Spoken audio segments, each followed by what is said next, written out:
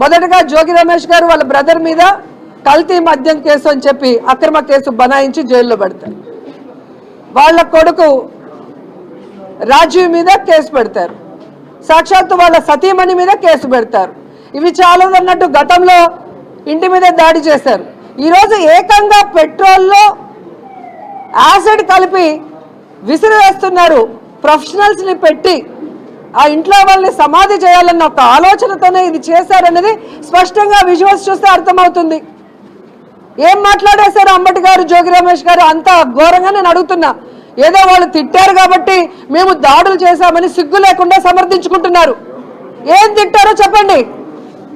అలా తిట్టిన వాళ్ళ ఇళ్ల మీద రాళ్ళు వేయాలి, తగలబట్టాలి అంటే సాక్షాత్తు ప్రధానమంత్రి గారిని నీచాతి నీచంగా మాట్లాడిన చంద్రబాబు నాయుడు ఇంటిని ఏం చేయాలి? మోడీ గారి గురించి, వాళ్ళ భార్య గురించి, వాళ్ళ తల్లి గురించి నీచాతి నీచంగా మాట్లాడాడు చంద్రబాబు నాయుడు. హిందీ రాకపోయినా ఆ హిందీలో అదే సాక్షాత్తు ప్రధానమంత్రి మోడీ గారిని బాలకృష్ణ మాట్లాడాడు. మరి ఆయన ఇంటిని ఏం చేయాలి అని అడుగుతున్నాను. నా తల్లిని దూషించారు, 5 కోట్ల రూపాయలు ఖర్చు పెట్టి అన్ని ఛానల్స్తో దాడి చేయించారు.